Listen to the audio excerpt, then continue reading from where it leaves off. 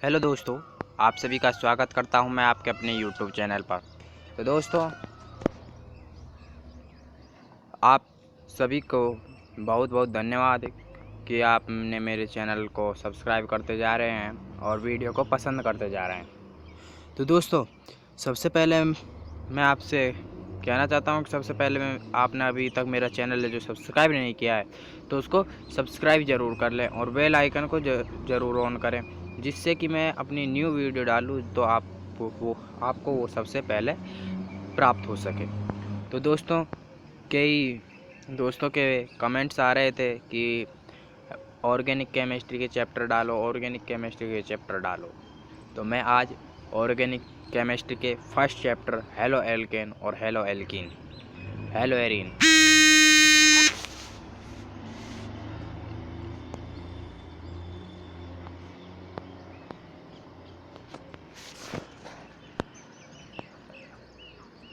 Hello arene के chapter की video बना रहा हूँ, जिसमें मैं केवल हेलो एल्केन के बारे में ही बताऊँगा, हेलो एरीन के बारे में नेक्स्ट वीडियो बनाऊँगा। तो दोस्तों, अब हम स्टार्ट करते हैं ज़्यादा टाइम ना गवाते हुए। तो हम बात करेंगे एल्किन एल्किन हैलाइड की। तो एल्किन हैलाइड का वर्गीकरण है जो, अब वो उस पर बात करते हैं हम। जो ये इसका वर्गीकरण है जो दो भागों में किया जाता है एल्किल एल्किन का हैलोजन की संख्या के आधार पर इसे तीन भागों में विभाजित किया गया है। हैलोजन संख्या के आधार पर इसे तीन भागों में विभाजित किया गया है। Mono di poly. मोनो के एग्जाम्पल है CH3 CH2X और डाई के हैं CH2X और CH2X। 20 का इस तरह से बनेगा। और जो इस तरह से जब एक ही कार्बन पर, यानी कि जब दोनों कार्बनों पर अलग अलग हैलोजन समूह जुड़े हुए हैं तो वो डाई होता है, और जब एक ही कार्बन पर दो हैलोजन समूह जुड़े होते हैं तो वो जैम होता है। ये इनकी पहचान है। और पॉली में, यानी कि पॉली मतलब बहुत ही हैलोजन होते हैं, n संख्या में हैलोजन होते हैं। तो ये है एग्जांपल CH2X और CHX का होल n और CH2X, मतलब दो तो कार्बन पर अलग कार्बन पर हैलोजन है, और एक जो ये मध्य में है जो कार्बन, इसका होल n है। तो ये पॉली हैलोजन हो गया। तो X के स्थान पर यहाँ पर हम जो F भी ले सकते हैं, Cl भी ले सकते हैं, Br भी ले सकते हैं, I भी ले सकते हैं, मतलब fluorine, chlorine, bromine, iodine, chloro bromide, यही है, ठीक है। और जब बात करते हैं हम CX बंध की प्रकृति के आधार पर, तो बंध की प्रकृति के आधार पर ये तीन प्रकार के होते हैं। 1st डिग्री, 2 डिग्री, 3 डिग्री, यानी 1 डिग्री में CX बंध में, ठीक, एक R होता है। CX बंध में एक R होता है तो 1 डिग्री होता है, तो RCH2X। और जब CX बंध में दो R होते हैं, किसी भी यौगिक में दो हैं, जैसे ये रहा, दो R हैं और CHX है, तो ये 2 डिग्री है। और जब तीन R हों तो वो 3 डिग्री बनता है। तो यहाँ तक हो गया है। अब नेक्स्ट चलते हैं। अब बात करते हैं एल्किल हैलाइड की संकरित अवस्था पर। Alkyl halide RCH2X is equal to, इसमें कितने सिग्मा है वो देखते हैं। एल्किल हैलाइड की बात कर रहे हैं हम, इस कार्बन पर कितने सिग्मा है। देखिए ये CH2 है, इसकी संरचना हम बना भी देते हैं, इस तरह से बनेगी RCH, एक H इधर, एक H ऊपर है, एक H नीचे है, और इधर को X है। तो मतलब 1 सिग्मा, 2 सिग्मा, 3 सिग्मा और 4 सिग्मा, मतलब दो तो हाइड्रोजन जुड़े हुए हैं, एक सिग्मा, 2 सिग्मा यहाँ हुए, एक R जुड़ा हुआ है 3, और एक X से जुड़ा हुआ है हैलोजन, तो 4 सिग्मा हुए। तो इसलिए यहाँ पर 4 सिग्मा मतलब sp3 संकरण है। वाइनिल हैलाइड है CH2 double bond CH X। अब यहाँ देखते हैं जो CH से है, जो मध्य ये कार्बन है फर्स्ट नंबर पर, इससे एक तो CH2 जुड़ा हुआ है डबल बॉन्ड से, और एक हैलोजन और एक हाइड्रोजन है।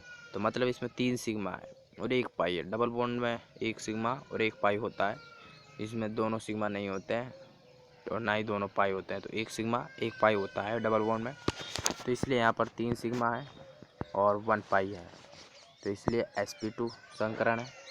एलिलिक हैलाइड में, एलिलिक हैलाइड का सूत्र है CH2 double bond CH CH2X। तो यहाँ पर कितने हैं, अब हम बात करेंगे इसी कार्बन पर, क्योंकि हेलोजन जिस कार्बन पर जुड़ा हुआ है उसी की संक्रियत अवस्था निकालते हैं हम। तो ये 2 हाइड्रोजन जुड़े हुए, तो 2 सिग्मा यहाँ हो गए, 1 हेलोजन है तो 3 सिग्मा हो गए, 1 ये CH पीछे से जुड़ा हुआ है तो 4 है, 4 sigma is equal to sp3। Benzylic halide है, बेंजिलिक हैलाइड का सूत्र है CH2X, वाले पर यानी बेंजीन वाले पर CH2X लगा हुआ है, तो इसमें भी 4 सिग्मा है, तो sp3 संकरण हो गया।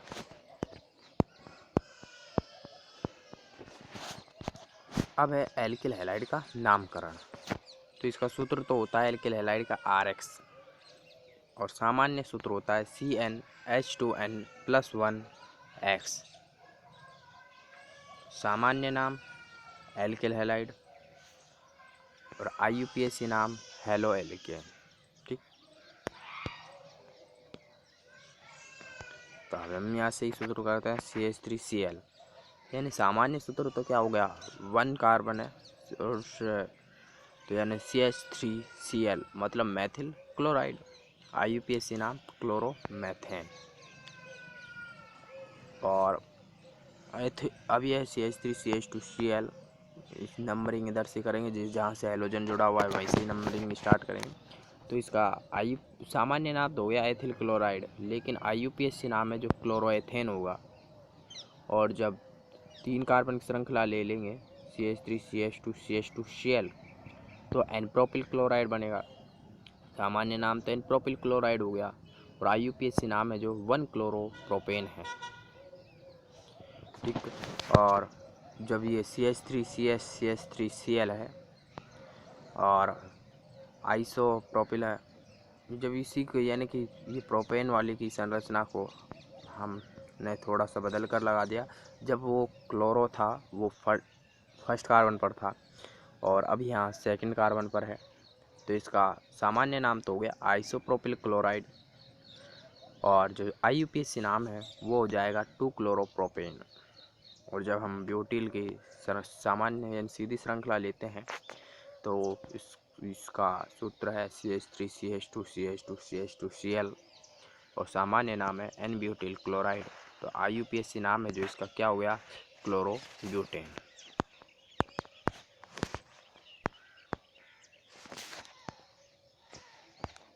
और CH3 इसी ब्यूटेन की संरचना को फिर हमने आइसो में बदल दिया, यानी सेकंड कार्बन पर हम हेलोजन को लगा दिया क्लोरो को, CH3 CH2 CH Cl CH3।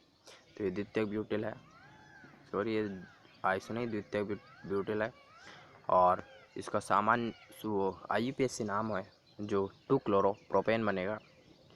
और फिर हम आइसोब्यूटिल बनाते हैं CH3 CH CH2 Cl, इसी CH के नीचे CH3 लगा दिया,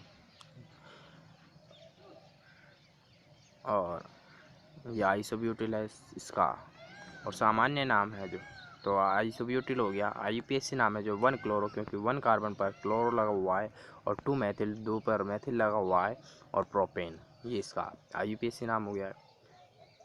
8 और CH3 ऊपर नीचे लगा दिए और Cl है, तो ये तृतीय ब्यूटिल हो गया। इसका नाम है 2 क्लोरो 2 मैथिल प्रोपेन,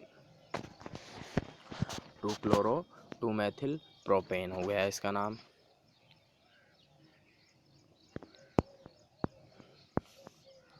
इनके भी देख लीजिए ना, CH2 डबल बॉन्ड CHCl, ये क्या है, वाइनिल क्लोराइड। अभी हमने पहले भी पढ़ा था इसका सूत्र। IUPAC नाम है 1 क्लोरोएथीन। फिर देखिए CH2 double bond CH CH2 Cl allylic chloride, हमने अभी पहले ही बताया था इसका, थोड़ी देर पहले ही बताया था, वहाँ पर X लगा हुआ था। तो एलिलिक क्लोराइड है सामान्य नाम तो, और IUPAC नाम है 3-क्लोरोप्रोपीन। नंबरिंग 3-क्लोरोप्रोपीन बना। और नंबर 3 है जो इम्पोर्टेंट भी है, वले है, वले के ऊपर CH2Cl है, इसका सामान्य नाम बेंजिलिक क्लोराइड है, और IUPAC नाम 1-क्लोरोफेनिलमेथेन है। और जब CH-Cl3 की बात करते हैं तो ये क्लोरोफॉर्म है, और IUPAC नाम है ट्राईक्लोरोमेथेन। और जब CH2Cl2 है तो इसका सामान्य नाम मैथिलीन डाइक्लोरो है, मैथिलीन डाइक्लोरो, और डाइक्लोरोमेथेन भी बोल सकते हैं। वले है, वले के ऊपर क्लोरो है तो क्लोरोबेंजीन बनेगा और फेनिल क्लोराइड भी होता है इसका नाम। वले पर है, ऑर्थो पर भी है, और क्लोरो है तो ऑर्थो डाइक्लोरोबेंजीन। और जब ऑर्थो पे CH3 लगा दिया और वले है Cl है तो ऑर्थो क्लोरो टालुइन या टालुइन बन जाती है CH3 लगाने से।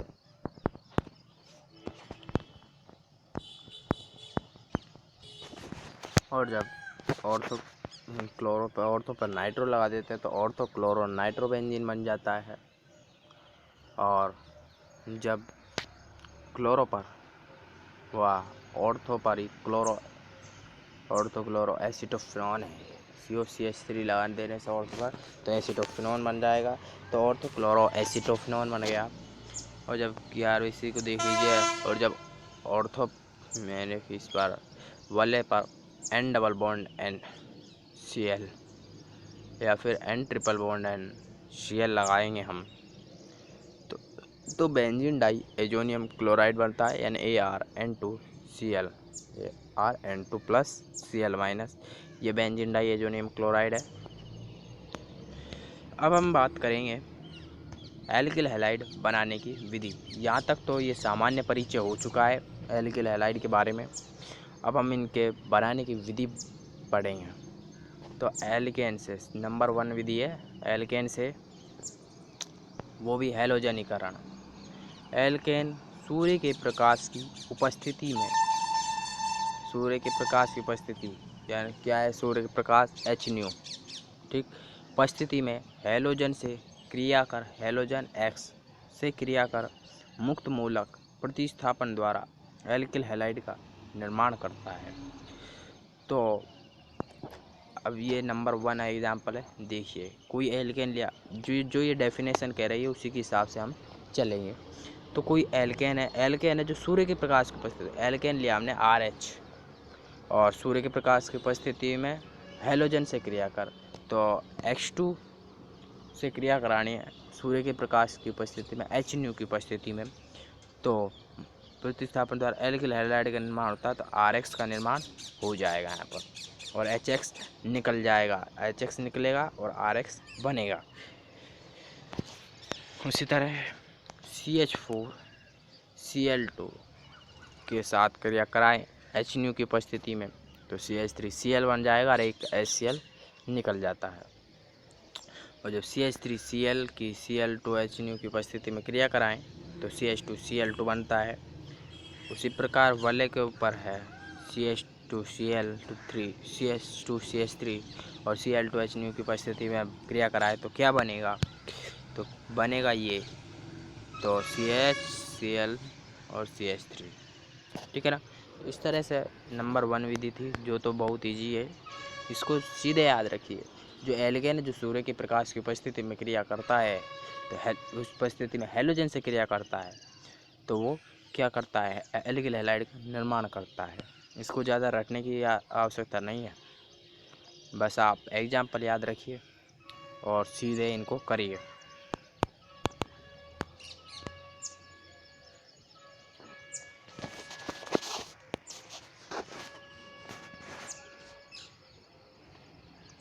नंबर 2 विधि है एल्कीन से। एल्कीन से मतलब हाइड्रो हेलो जनीकरण से। तो इसमें देखिए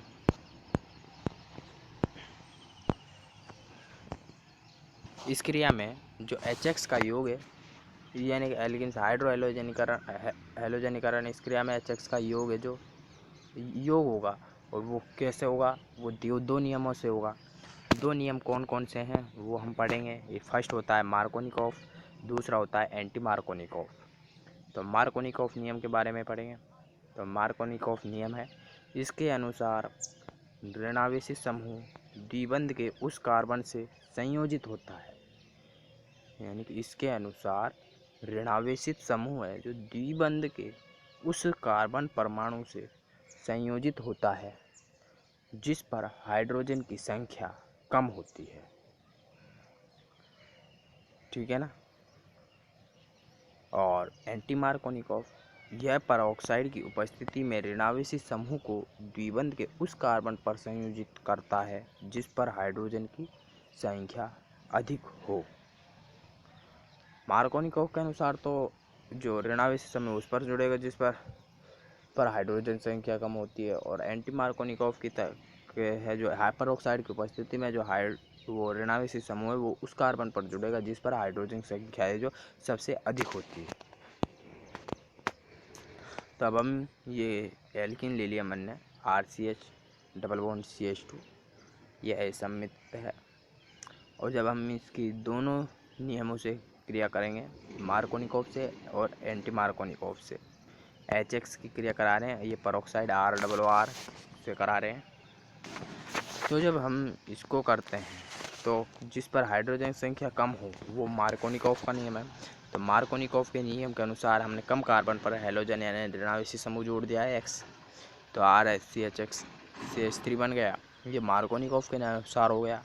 और जब एंटी मार्कोनिकॉफ कहता है कि जिस कार्बन पर हाइड्रोजन संख्या अधिक होती है उस पर ही वो हैलोजन समूह जुड़ेगा, तो इसमें CH2 यानी इस कार्बन पर ज़्यादा है, तो इसलिए हमने RCH2CH2X यहाँ पर जोड़ दिया है। तो ये एंटी मार्कोनिकॉफ नियम हो गया। अब एक क्वेश्चन देखिए, CH3 is equal to CH3 HBr की उपस्थिति में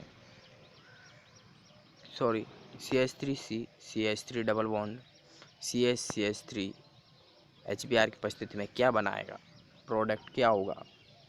तो उसका सॉल्यूशन देखिए, CH3C CH3 double bond CH3, ये एल्कीन हो गई हमारी। कोई भी एल्कीन ले लेंगे, जब इसकी HBr के साथ क्रिया कराएंगे तो हम इससे मार्कोनिकॉफ के अनुसार क्रिया कराएं या फिर एंटी मार्कोनिकॉफ की हिसाब से कराएं, तो हम इसको मार्कोनिकॉफ के नियम से करते हैं। तो CH3 है C और CH3 नीचे है, Br इस पर जोड़ दिया जिस पर हाइड्रोजन संख्या कम है, तो इस पर एक भी हाइड्रोजन नहीं है तो इस पर जोड़ दिया मैंने, और CH2 CH3 ये जोड़ दिया है। तो इस तरह से ये क्वेश्चन हो जाता है, ज़्यादा हार्ड नहीं है, नॉर्मल क्वेश्चन है। और ये चैप्टर भी नॉर्मल है, और आपके एग्ज़ाम में, बोर्ड एग्ज़ाम में ये 4 नंबर का चैप्टर आएगा।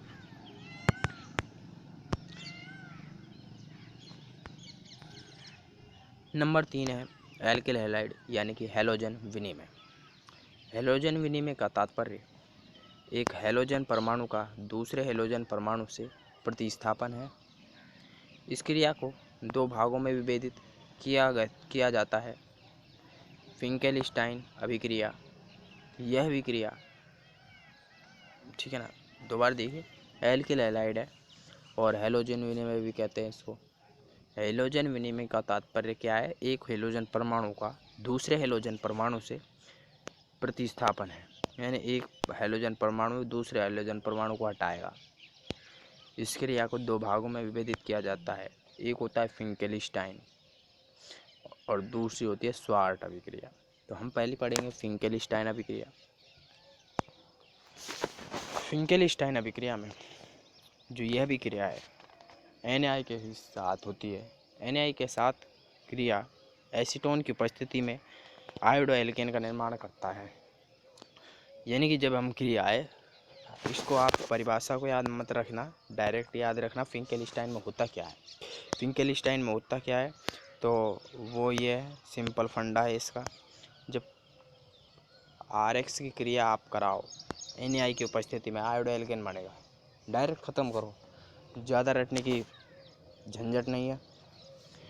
RX की क्रिया है जो NaI के साथ कराओ, RI बनेगा, आयोडो एल्केन बनेगा। X के स्थान पर यहाँ पर फ्लोरो क्लोरो ब्रोमो आयोडो कुछ भी हो सकता है। और जब स्वार्ट को आप याद करें तो स्वार्ट को इस तरह से याद करें, यह क्रिया हिंदी भी देख लीजिए एक बार। यह क्रिया है जो EgF या फिर Hg2F2 के साथ फ्लोरो एल्केन का निर्माण करता है। और जब इसको आप डायरेक्ट अभिक्रिया के थ्रू याद करेंगे तो आप आसानी से याद कर पाएंगे और आप भूल नहीं पाएंगे। तो RX है, एल्किल हैलाइड लिया, उसकी हम अभिक्रिया करा देते AgF या Hg2F2 के स्थान पर तो फ्लोरो एल्केन बनेगा। तो RF बना दो, फ्लोरो एल्केन बन जाएगा। ठीक, अब देखिए ब्यूटेन से 1 आयोडो ब्यूटेन बनाइए, ब्यूटेन से 1 ब्यूटेन, 1 आयोडो ब्यूटेन। अब आप सोच रहे हैं 1 आयोडो ब्यूटेन किस में बनेगा, इसमें स्वार्ट में। तो स्वार्ट में बनाने के लिए तो एल्किल हैलाइड से बनता है। तो अब आपको यहाँ दिया हुआ है एल्केन, तो आपको एल्केन से पहले एल्किल हैलाइड बनाना पड़ेगा और फिर एल्किल हैलाइड के बाद में क्या बनाना पड़ेगा, 1 आयोडो ब्यूटेन बनाना पड़ेगा। तो इसके लिए आप पहले सूत्र लिखिए ब्यूटेन का, CH3 CH2 CH2 CH3, ये 1 ब्यूटेन हो गया, यानी ब्यूटेन है। इसकी अभिक्रिया मैंने पहले बताई थी, हैलोजनीकरण Cl2 H सूर्य के प्रकाश की उपस्थिति में होती है, तो इससे 1 क्लोरोब्यूटेन का निर्माण होता है, CH3 CH2 CH2 CH2 Cl, ये 1 क्लोरोब्यूटेन का निर्माण हो गया। और जब आप सॉरी वो फ्लोरो नहीं था, वो स्वार्ट अभिक्रिया नहीं, ये इसमें फ्लोरो नहीं आयोडो बनाना है, तो स्वार्ट नहीं फिंकेलस्टाइन बनेगी। फिंकेलस्टाइन अभिक्रिया आपको यूज में लेनी है। तो CH3, तो यहाँ पर 1 क्लोरोब्यूटेन बन गया है, तो CH3 CH2 CH2 CH2 Cl, 1 chlorobutane आ गया। और इसके NaI के साथ में आप क्रिया करा दो तो ये 1 आयोडो ब्यूटेन बन जाएगा, CH3 CH2 CH2 CH2I, 1 iodo butane बन गया।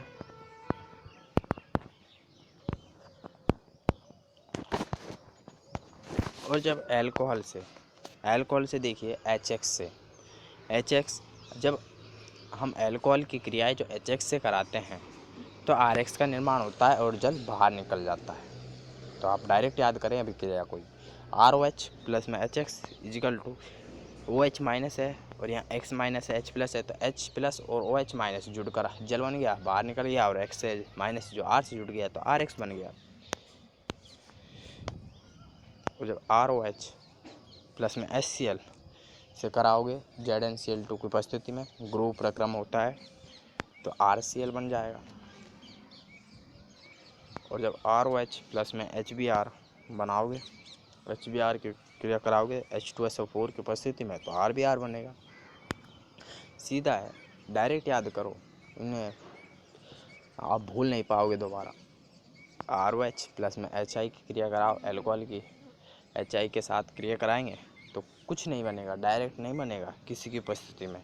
और जब ROH की HI KI के साथ कराओगे H3PO4 की उपस्थिति में, तो RI बन जाएगा, आयोडो एल्केन बनेगा।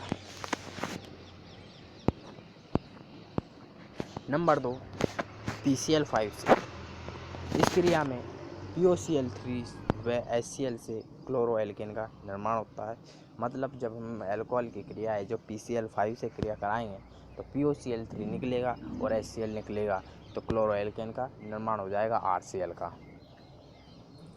और जब SOCl2 से कराएं, डार्जन प्रक्रम होता है SOCl2, इस क्रिया में SO2HCl के निष्कासन से क्लोरो एल्केन का निर्माण होता है। ROH एल्कोहल की क्रिया है, आप SOCl2 से कराओ तो प्रीडीन की उपस्थिति में कराओगे तो SO2 निकल जाएगा और HCl निकल जाएगा, क्लोरो एल्केन का निर्माण हो जाएगा।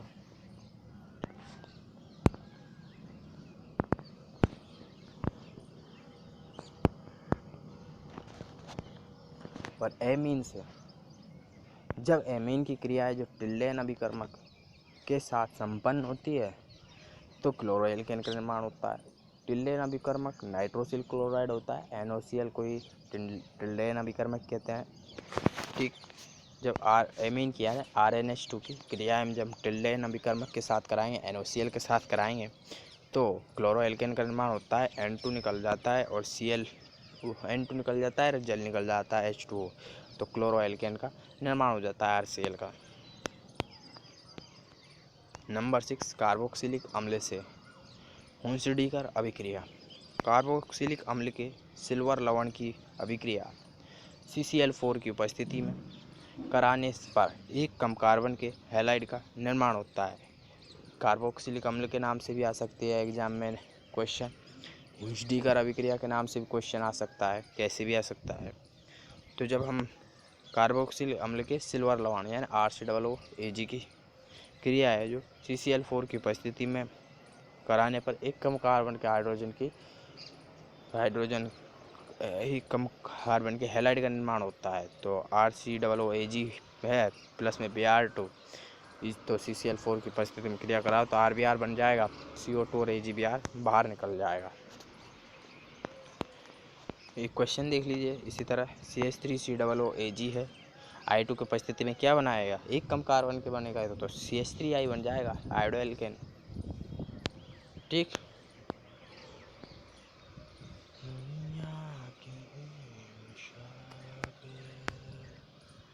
अब हम बात करते हैं एल्किल हैलाइड के भौतिक गुण। नंबर 1 है विलेयता। एल्किल हैलाइड में इतनी पर्याप्त ऊर्जा है जो नहीं होती कि वह जल के हाइड्रोजन बंध को तोड़ सके, अतः हैलाइड है जो जल में अमिश्रणीय या फिर अविलयशील होते हैं। विलेयता क्या है इसमें, यानी एल्किल हैलाइड में इतनी पर्याप्त ऊर्जा नहीं होती कि वह जल के हाइड्रोजन बंध को तोड़ सके, अतः हैलाइड जल में अमिश्रणीय या फिर अविलयशील होते हैं। गलनांक व क्वथनांक। हैलाइड में Bp व Mp अणुभार व पृष्ठ क्षेत्रफल के समानुपाती होता है, यानी गलनांक और क्वथनांक है जो अणुभार व पृष्ठ क्षेत्रफल के समानुपाती होता है। अणुभार बढ़ने पर क्वथनांक में वृद्धि होती है, जैसे CH3Cl is greater than CH3Cl is less than CH2Cl2 less than CHCl3 is less than CCl4, और इसी तरह से CH3F is less than CH3Cl less than CH3Br is less than CH3I। इसी तरह CH3Cl less than CH3CH2Cl less than CH3CH2CH2Cl। इसी प्रकार पृष्ठीय क्षेत्रफल बढ़ने से क्वथनांक में वृद्धि होती है।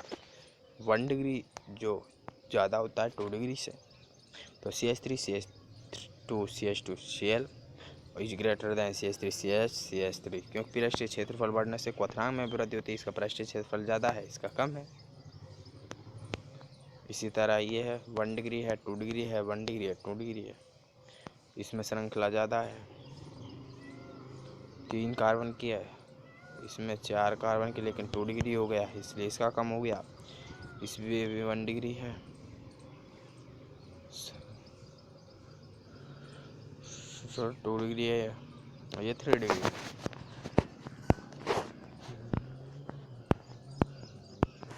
अब हम बात करेंगे एल्किल हैलाइड के रासायनिक गुण। दोस्तों, आप इस वीडियो को जो अंत तक देखें जभी आपके समझ में आएगा, अन्यथा आपके समझ में नहीं आएगा और आप कमेंट करेंगे कि हमारे समझ में नहीं आ रहा। ऑर्गेनिक केमिस्ट्री इजी है और कंसेप्ट आप इनके क्लियर रखें, बस क्रियाओं को कंप्लीट रखें, इनको रटने की कोशिश ना करें, समझने की कोशिश करें। और ये नोट्स अगर आपको चाहिए यही चैप्टर का इसी का, तो अभी मैं इसकी लिंक है जो डिस्क्रिप्शन में दे दूँगा, वहाँ से आप डाउनलोड कर लीजिएगा और आराम से पढ़ भी सकते हैं। एल्किल हैलाइड के रासायनिक गुण हैं नाभिक स्नेही प्रतिस्थापन अभिक्रिया यानी कि NSR। एल्किल हैलाइड की क्रियाशीलता के आधार पर इस क्रिया को जो 2 भागों में विभेदित किया जाता है, नंबर एक होती है SN1 अभिक्रिया, यानी कि एकाणुक नाभिक स्नेही प्रतिस्थापन अभिक्रिया। तो दूसरी होती है SN2 यानी द्विअणुक नाभिक स्नेही प्रतिस्थापन अभिक्रिया। तो हम यहाँ पर पढ़ेंगे अभी SN1 एकाणुक नाभिक स्नेही प्रतिस्थापन अभिक्रिया के बारे में। जब अभिक्रिया का वेग केवल एल्किल हैलाइड की सांद्रता पर निर्भर करता है, नाभिक स्नेही की सांद्रता पर नहीं, तब उस क्रिया को SN1 क्रिया कहते हैं। एक बार दोबारा देखिए डेफिनेशन। जब अभिक्रिया का वेग केवल एल्किल हैलाइड की सांद्रता पर निर्भर करता है, ना कि नाभिक स्नेही की सांद्रता पर, तो वो क्या होती है? SN1 अभिक्रिया होती है। और इस क्रिया में जो कोटि का मान होता है वो 1 होता है। और इस क्रिया में एल्किल हैलाइड की क्रियाशीलता का जो क्रम है वो निम्न प्रकार होता है: 3 degree is greater than 2 degree is greater than 1 degree is greater than CH3X। Note, special note है, 3 डिग्री हैलाइड में प्लस I प्रभाव व त्रिविम बाधा अधिक होने के कारण नाभिक स्नेही का आक्रमण है जो पीछे से नहीं होता। किसके कारण नहीं होता? पीछे से, त्रिविम बाधा के कारण। तो इसमें आगे से ही आक्रमण होता है। तो देखिए CH3 का होल 3C Br है, जलीय KOH है, तो CH3COH बनता है। कैसे बनता है? क्रिया विधि से देखते हैं। एक कार्बन पर 3 CH3 हैं, तो 3 CH3 हमने लगा दिए, CH3 और एक ब्रोमो है तो Br लगा दिया। मंद पद से क्रिया होगी तो CH3 और C++ में Br-, ठीक, कार्बोकैटायन बन गया। और सेकंड पद देखिए वो तीव्र होता है। CH3 एक कार्बन पर कार्बोकैटायन बन गया था और OH- से हम क्रिया करा रहे हैं, नाभिक स्नेही से तीव्र अभिक्रिया कराएं, तो CH3C और OH यहाँ पर जुड़ जाता है। तो इस तरह से CH3 का होल 3COH का निर्माण हो जाता है। तो ये किस पर निर्भर करता है? ये ओनली इस पर करता है, CH3 एल्किल हैलाइड पर, CH3 का होल 3C Br पर। तो कोटि इसकी 1 हो जाती है। नंबर 2 है SN2 नाभिक यानी द्विअणुक नाभिक स्नेही प्रतिस्थापन अभिक्रिया। जब अभिक्रिया का वेग केवल एल्किल हैलाइड की सांद्रता पर निर्भर, एल्किल हैलाइड व नाभिक स्नेही की दोनों की सांद्रता पर निर्भर करता है, तो उसे SN2 अभिक्रिया कहते हैं। इस क्रिया में कोटि बराबर 2 होती है और इसमें हैलाइड की क्रियाशीलता का निम्न क्रम होता है: CH3X is greater than 1 degree is greater than 2 degree is greater than 3 degree. इसमें अपोजिट है, SN1 में उल्टा था, इसमें ऐसा है, इसका उल्टा उसमें था SN1 में। इसमें दोनों पर निर्भर करता है, एल्किल हैलाइड और नाभिक स्नेही की सांद्रता पर।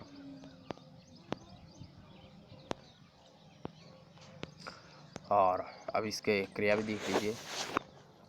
CH3 Br, इसका हम OH- नाभिक स्नेही के जो आक्रमण है पीछे से करा रहे हैं, तो इसमें मध्यवर्ती बनता है संक्रमण अवस्था। और इसमें जब OH- जुड़ेगा और Br- का बंध है जो टूटने लगेगा, और जब फिर लास्ट में Br निकल जाएगा और OH पीछे जुड़ जाएगा और एक H है जो Br के स्थान पर आ जाता है। तो ये इस तरह से इसका बन जाता है CH3OH। वाल्डन प्रतिपन्न भी कहते हैं इसको। ये दोनों के पर निर्भर करता है, यानी एल्किल हैलाइड की सांद्रता पर भी, नाभिक स्नेही की सांद्रता पर भी। तो इस तरह इसलिए इसमें CH3 Br और OH- है और कोटि बराबर कितनी है? 2 है। तो SN, अब हम बात करेंगे SN1 व SN2 अभिक्रिया में विभेद। SN1 में जो कोटि 1 होती है, SN2 में कोटि 2 होती है। SN1 dx/dt समानुपाती Rx यानी एल्किल हैलाइड की सांद्रता पर निर्भर करता है, और SN2 dx/dt समानुपाती Rx और Nu- मतलब Rx एल्किल हैलाइड पर भी निर्भर करता है और नाभिक स्नेही की सांद्रता पर निर्भर करता है। और SN1 में मध्यवर्ती कार्बोकैटायन बनता है और SN2 में मध्यवर्ती क्या होता है? संक्रमण अवस्था। और SN1 में क्रियाशीलता होती है 3 degree is greater than 1 degree is greater than 2 degree is 3 degree is greater than 2 degree is greater than 1 degree is greater than CH3X, जबकि SN2 में CH3X is greater than 1 degree is greater than 2 degree is greater than 3 degree होता है। और SN1 में विन्यास का जो प्रतिपन्न नहीं होता है और SN2 में विन्यास का प्रतिपन्न होता है। अब बात करते हैं विन्यास का प्रतिपन्न। वाल्डन प्रतिपन्न यानी विन्यास का प्रतिपन्न या फिर वाल्डन का प्रतिपन्न किसे कहते हैं? आक्रमणकारी समूह के क्रियाकारक पर आक्रमण करने के पश्चात आक्रमणकारी समूह का प्रतिस्थापी समूह के विपरीत दिशा में जुड़ना ही विन्यास का प्रतिपन्न या फिर वाल्डन प्रतिपन्न कहलाता है। दोबारा, जो आक्रमणकारी समूह यानी Y- क्रियाकारक पर आक्रमण करने के पश्चात आक्रमणकारी समूह का प्रतिस्थापी समूह X है, इसके विपरीत दिशा में जुड़ना, यहाँ पर जुड़ना क्या कहलाता है? विन्यास का प्रतिपन्न। आक्रमणकारी समूह Y है और X ये जो प्रतिस्थापी समूह है, ये जब आक्रमणकारी समूह का जब आक्रमण करने के पश्चात में इससे ये जो प्रतिस्थापी समूह को विपरीत दिशा में जुड़ना ही वाल्डन प्रतिपन्न कहलाता है। ये क्रिया है इसकी, देख लीजिए।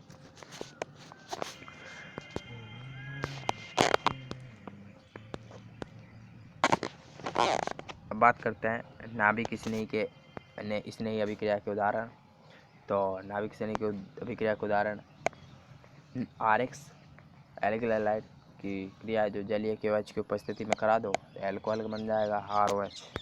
ठीक, जब RX है KCN की उपस्थिति में क्रिया कराओ साइनाइड बनेगा RCN, और जब RX की AgCN की उपस्थिति में कराओ तो RNC आइसोसाइनाइड बनेगा। RX की ROH की उपस्थिति में कराओगे तो ईथर बनेगा, और जब RX की KNO2 की उपस्थिति में कराओ तो RON double bond O nitrite बनेगा। जब RX की AgNO2 की उपस्थिति में क्रिया कराओगे तो RNO2 नाइट्रो एल्केन का निर्माण होगा। सीधा है, सीधा याद रखो, इनको भूलने की ज़रूरत ही नहीं है। और जब RX की CH triple bond C dot N के साथ क्रिया कराओगे तो RC ट्रिपल बॉन्ड CH उच्चतर एल्काइन का निर्माण होगा। अब है इसी के बारे में KCN और AgCN कैसे है। नाभिक स्नेही क्रिया में KCN से साइनाइड व AgCN से आइसोसाइनाइड बनता है। क्योंकि KCN तो आयनिक होता है K+CN- और AgCN है जो सहसंयोजी होता है Ag+ और Nc-, इसीलिए AgCN से आइसोसाइनाइड और KCN से साइनाइड बनता है। और उभयदंतुक नाभिक स्नेही के उदाहरण बताइए। एक साइनाइड है, एक आइसोसाइनाइड है CN-, NCN-, एक नाइट्रो है NO2- और एक नाइट्राइट है ONO-। अब एक एग्जाम्पल लिखिए, 1 ब्यूटीन से 1 ब्यूटेनॉल बनाइए। 1 ब्यूटीन का सूत्र लिखिए CH3CH2 CH double bond CH2। इसकी क्रिया जो परऑक्साइड की उपस्थिति में कराओ HBr के साथ CH3CH2 CH2 CH2 Br होने में ब्यूटेन बन जाएगा। और जब ब्यूटेन की एल्कीन की क्रिया हम जलीय KOH के साथ कराएंगे तो वो एल्कोहल का निर्माण होता है। तो इसलिए ये 1 ब्रोमोब्यूटेन के जलीय KOH के साथ क्रिया कराएंगे तो 1 ब्यूटेनॉल का निर्माण होगा। अब बात करते हैं विलोपन अभिक्रिया। विलोपन अभिक्रिया, इस अभिक्रिया को हम क्या भी कह सकते हैं, विहाइड्रो हैलोजनीकरण अभिक्रिया। इस क्रिया में एल्कोहलिक KOH की उपस्थिति में अल्फा कार्बन से हैलोजन व बीटा कार्बन से हाइड्रोजन का विलोप होकर एल्कीन का निर्माण होता है। जैसे CH3CH2Cl है, ये क्लोरोएथेन है। इसकी क्रिया हम एल्कोहलिक KOH की उपस्थिति में कराएं तो अल्फा तो वो है जिससे हैलोजन जुड़ा हुआ है, और अल्फा से बाद वाला बीटा हो गया। तो एल्कोहलिक KOH से अल्फा से हैलोजन मतलब हैलोजन Cl गया, और बीटा से हाइड्रोजन एक H निकल गया तो मतलब HCl निकल गया। तो इनके मध्य में एल्कीन, इसके मध्य में डबल बॉन्ड आ जाएगा और एल्कीन का निर्माण हो जाएगा। तो CH2 double bond CH2 ethene का निर्माण हो गया। और यदि हैलाइड में बीटा कार्बन की संख्या है जो 1 से अधिक होती है तो उस एल्कीन का स्थायित्व जो अधिक होता है जो सेदजेफ की नियम की पालना करता है। यानी कि यदि हैलाइड में बीटा कार्बन की संख्या 1 से अधिक है, 2 है, 3 है, 4 है, तो उस एल्कीन का स्थायित्व जो अधिक होता है जो सेदजेफ की नियम की पालना करते हैं। अब हम पढ़ेंगे सेदजेफ नियम क्या है। तो सेदजेफ नियम है, इसके अनुसार उसका एल्कीन का स्थायित्व अधिक होता है जिसमें द्विबंध के दोनों ओर एल्किल समूहों की संख्या जो अधिक होती है, जैसे CH3 CH2 CHCl3। ये तो हैलोजन है, जिससे तो है वो हो गया अल्फ़ा, ये बीटा और ये बीटा। तो ये 2 तरह से बनेगी, यहाँ से हाइड्रोजन जा सकता है और यहाँ से हैलोजन जा सकता है। तो CH3 CH2 CH double bond CH2 1 butane बन गई है, स्थायी है जो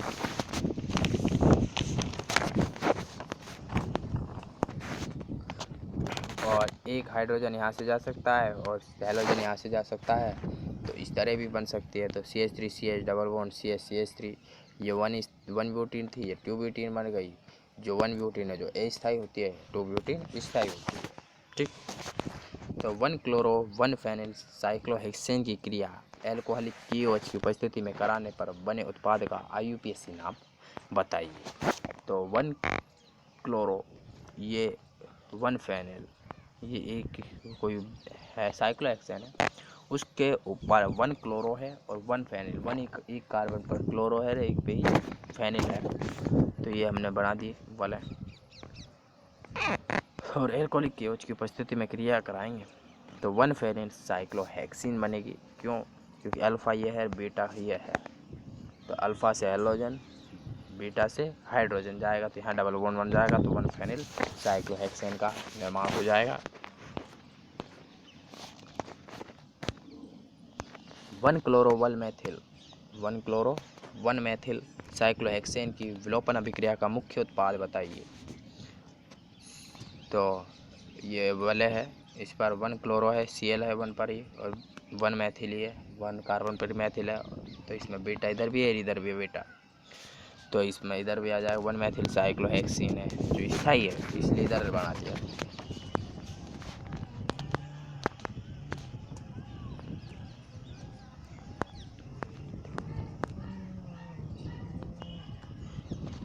और दूसरा इस तरह इधर को बेटा था, तो इस तरह से बन जाएगा CH डबल CH2 हो जाएगा, स्थायी है। स्थायी को ही हम ज़्यादा महत्व देते हैं। अब है धातुओं से क्रिया, सोडियम से क्रिया, वुड्स अभिक्रिया, ये बहुत ही सिंपल है। वैसे भी जो अब तक आई है वो भी सिंपल ही है। जो आपके हार्ड चैप्टर हैं वो लास्ट के 2 चैप्टर हैं। ऑर्गेनिक केमिस्ट्री के इस आपकी 12वीं कक्षा में 4 चैप्टर हैं, और तो जो 9वां 10वां है जो तो ईजी है, 11वां 12वां है जो थोड़ा हार्ड पड़ता है। मतलब लास्ट के 2 चैप्टर जो हार्ड हैं, ये 10वां है शायद, हाँ 10वां है, 10 11 सरल है, 12 थोड़ा कठिन है। तो एल्किल हैलाइड सोडियम से क्रिया यानी वुड्स अभिक्रिया, एल्किल हैलाइड के 2 मूल सोडियम धातु से क्रिया कर उच्चतर एल्केन का निर्माण करते हैं। जैसे RX प्लस में 2Na प्लस में RX यानी XR लिख दो, कैसे भी लिख दो, तो 2NaX निकल जाएगा और RR बन जाएगा। ईथर की उपस्थिति में NX 2NX तो निकल गया, तो RR उच्चतर एल्केन का निर्माण हो गया। 1 क्लोरोब्यूटेन से N ऑक्टेन यानी डबल बनाना है हमको, तो ये वुड्स अभिक्रिया लेनी पड़ेगी हमको, ठीक है ना, या फिर सोडियम से क्रिया कराओ या वुड्स अभिक्रिया, एक ही बात है।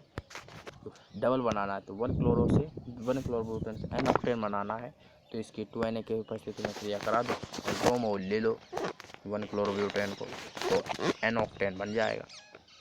CH2 CH3 CH2 CH2 CH2 Cl 2Na की उपस्थिति में बनाई हमने ईथर की, 2Na के साथ क्रिया कराई है ईथर की उपस्थिति में, तो 2NaCl तो निकल गया और बना क्या CH3 CH2 का होल 6 CH3 यानी N ऑक्टेन बन गया। इसी तरह CH3 CHCl CH3 Na की उपस्थिति में क्या बनेगा, तो ये 2 मोल लिया Na की उपस्थिति में, तो CH3 CH3 CH3 CH3 2 die Maithil butane बन गया।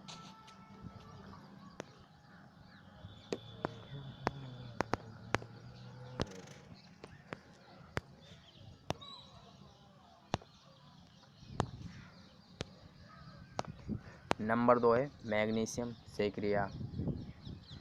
इस क्रिया में ईथर की उपस्थिति में ग्रीनियर अभिकर्मक का निर्माण होता है। जब RX + Mg, RX की क्रिया हम Mg से कराएंगे तो ग्रीनियर ईथर की उपस्थिति में ग्रीनियर अभिकर्मक का निर्माण होता है RMgX। RMgX को क्या कहते हैं हम? ग्रीनियर अभिकर्मक। इसको एल्किल मैग्नीशियम हैलाइड भी कहते हैं। ग्रीनियर अभिकर्मक को जलीय अवस्था में रखा जाता है। क्यों? ग्रीनियर अभिकर्मक है जो जलीय अवस्था में एल्केन में परिवर्तित हो जाता है, अतः इसे निर्जलीय या फिर ईथर में रखा जाता है। RMgX प्लस में H2 जैसे जल में हम रखते हैं तो एल्केन का निर्माण हो जाता है। RH प्लस में MgX OH निकल जाता है तो RH का निर्माण होता है एल्केन का, इसलिए इसे निर्जलीय अवस्था में रखा जाता है, जल के साथ नहीं रखा जाता। और जब Zn धातु से क्रिया कराएं हम, इस क्रिया में डाईएल्किल जिंक या फिर फ्रैंकलैंड अभिकर्मक का निर्माण होता है। फ्रैंकलैंड अभिकर्मक क्या होता है? R2Zn है जो फ्रैंकलैंड अभिकर्मक है। जब 2RX एल्किल हैलाइड की क्रिया कराओ Zn के साथ 2Zn = ZnX2 की उपस्थिति में ZnX2 निकल जाएगा और R2Zn का निर्माण हो जाएगा, जिसे हम क्या कहते हैं? डाईएल्किल जिंक। देख लीजिए 2 मोल लिए हमने C2H5Cl के और 2 मोल Zn के लिए, तो ZnCl2 निकल गई और C2H5 का होल 2 Zn बन गया डाईएथिल जिंक बन गई। और जब हम चौथी अभिक्रिया है Na2SO3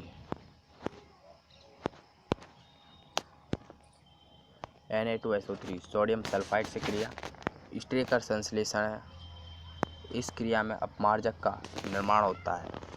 RX प्लस में NaOSO2 Na के साथ क्रिया कराओगे NaOSO2 अपमार्जक के है तो ROSO2 Na का निर्माण होगा और इसमें से NaX निकल जाएगा और OSO2 Na जुड़ जाएगा तो ROSO2 Na। तो सोडियम एल्किल सल्फोनेट यानी अपमार्जक का निर्माण होता है। अपचयन, एल्किल हैलाइड अपचायक की उपस्थिति में अपचयित होकर समान कार्बन के एल्केन का निर्माण करता है। अपचायक है 3 अपचायक 4-5 अपचायक ये मैंने लिख रखे हैं। LiAlH4 ये भी अपचायक है। Fe+HCl ये भी अपचायक है। NaC2H5OH ये भी अपचायक है। NaBH4 ये भी अपचायक है। लाल Pa और +HI ये भी क्या है? ये भी अपचायक है। तो अपचयन है, एल्किल हैलाइड अपचायक की उपस्थिति में अपचयित होकर समान कार्बन के एल्केन का निर्माण करता है। RX की क्रिया आप NaBH4 की उपस्थिति में करा दो, RH का निर्माण होगा, एल्केन का निर्माण होगा। और जब CH3CH2Cl की भी क्रिया आप लाल PHI की उपस्थिति में करा दो तो CH3CH3 का निर्माण होगा। तो यह आपका हेलो एल्केन कंप्लीट हो गया। अब इसी में इसका पार्ट सेकंड है जो हेलो एरीन वो बच चुका है, उसको मैं नेक्स्ट वीडियो में आपको बताऊंगा। तो दोस्तों आपने मेरा चैनल जो अब तक सब्सक्राइब नहीं किया है तो सब्सक्राइब ज़रूर कर लीजिएगा। और हमारे इस चैनल के जो सब्सक्राइबर जो 1500 हो चुके हैं, आपका बहुत बहुत धन्यवाद। जो मेरे चैनल से अभी तक 1500 लोग 1500 स्टूडेंट्स जुड़ गए हैं और वो फ़ायदा उठा रहे हैं। तो दोस्तों वीडियो को ज़्यादा से ज़्यादा शेयर करें और लाइक करें, कमेंट्स करें। और मैं आपको इस वीडियो में अब नेक्स्ट वीडियो बनेगी जो उनमें सभी अब रेगुलर वीडियो डलती रहेंगी डेली। और कई दोस्तों के कमेंट्स आते हैं कि सर आप और वीडियो नहीं डालोगे क्या? वीडियो तो डालेंगे लेकिन टाइम नहीं मिल पा रहा था तो इसलिए नहीं डाल पाए। अब हम रेगुलर वीडियो डालेंगे तो आप इस चैनल को लाइक करें, शेयर करें और सब्सक्राइब ज़रूर करें और ज़्यादा से ज़्यादा शेयर करें, जिससे सभी स्टूडेंट्स तक ये हमारी वीडियो पहुंच सके और हम भी ज़्यादा से ज़्यादा वीडियो बना सकें। तो दोस्तों आप सभी का धन्यवाद वीडियो को पूरे देखने के लिए। और हाँ, यदि आप भी इस जो मैंने अभी पढ़ाया है हेलो एल्केन, इसकी PDF है जो डाउनलोड करना चाहते हैं तो इस डिस्क्रिप्शन में जाएं और वहां से डाउनलोड कर लीजिएगा। और चैनल को सब्सक्राइब ज़रूर करिएगा, सब्सक्राइब करना ना भूलें। धन्यवाद।